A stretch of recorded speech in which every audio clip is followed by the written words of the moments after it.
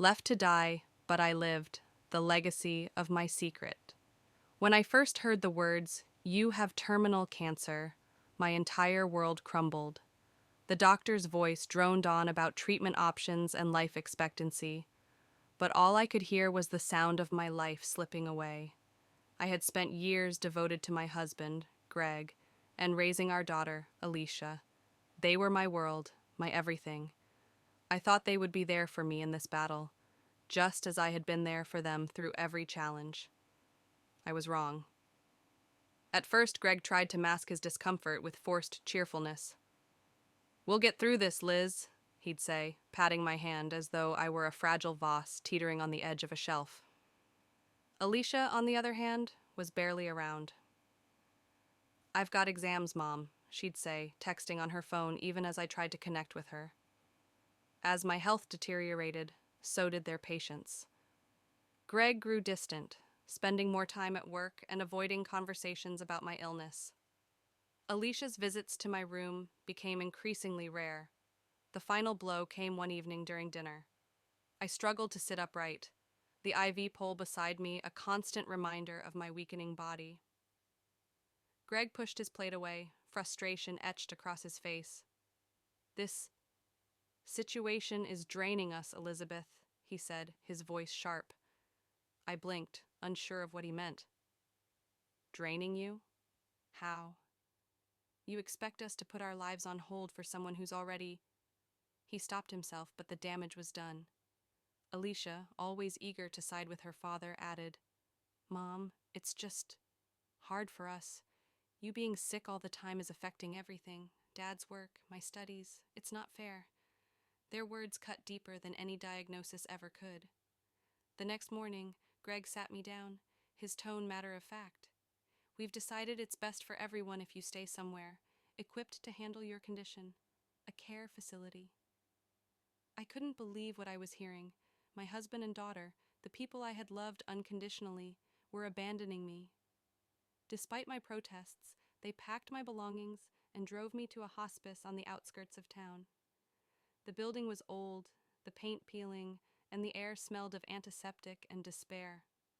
For weeks, I spiraled into a pit of loneliness and grief. I spent sleepless nights replaying our last conversations, wondering where I had gone wrong. But amidst the darkness, I found unexpected light. The nurses at the hospice were kind, their empathy a balm for my wounded heart.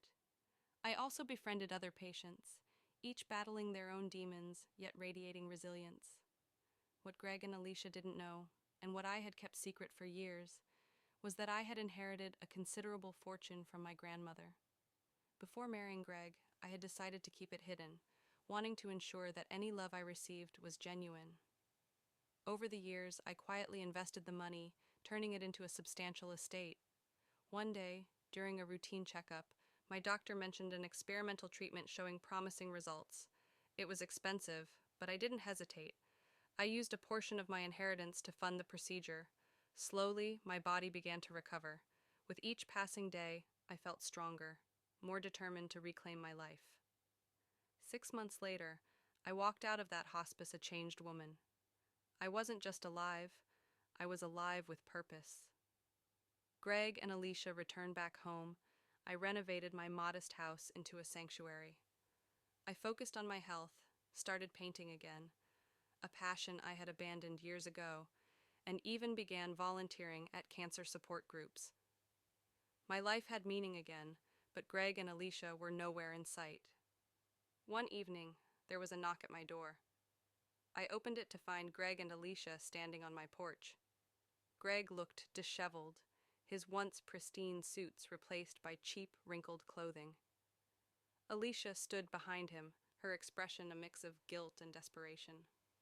"Elizabeth," Greg stammered, his eyes wide. "You're alive?" I crossed my arms, raising an eyebrow. "Disappointed?" "No," he said quickly. "We're just shocked. We thought—" "You thought I'd die quietly in that hospice while you two moved on with your lives," I interrupted. Greg had the decency to look ashamed, but Alicia was less tactful. "Mom, it's not like that. We missed you." "Missed me?" I laughed bitterly. I didn't hear a word from either of you for over a year.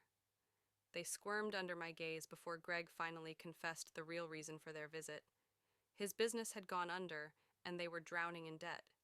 Alicia had dropped out of college because they couldn't afford tuition. Now, they needed help. My help. Please, Liz, Greg said, his voice breaking. We're family. We've made mistakes, but we're here now. I stared at them, the people who had once meant everything to me, and felt nothing but pity.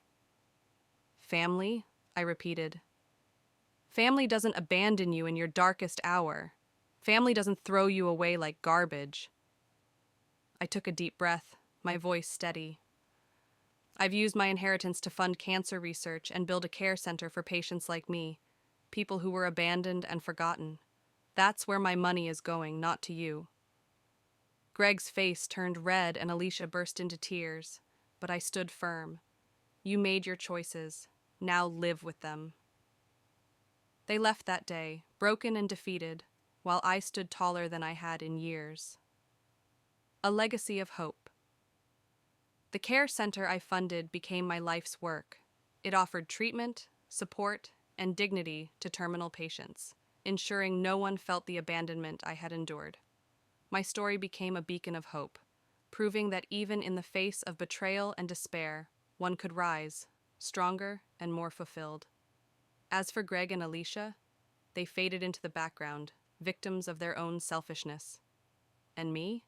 I lived the rest of my life surrounded by love, purpose, and a legacy they could never touch. When Elizabeth was diagnosed with terminal cancer, her husband Greg and daughter Alicia abandoned her, leaving her to die in a hospice facility. Devastated by their cruelty, Elizabeth's world was turned upside down. But little did they know, Elizabeth was not only stronger than they thought, but she also had a secret legacy, a fortune inherited from her grandmother that she had kept hidden. As Elizabeth fought for her life, her body healed through a groundbreaking treatment funded by her secret inheritance. Emerging from the darkness of betrayal, she rebuilt her life, using her fortune to create a care center for others like her, those abandoned and forgotten by their families.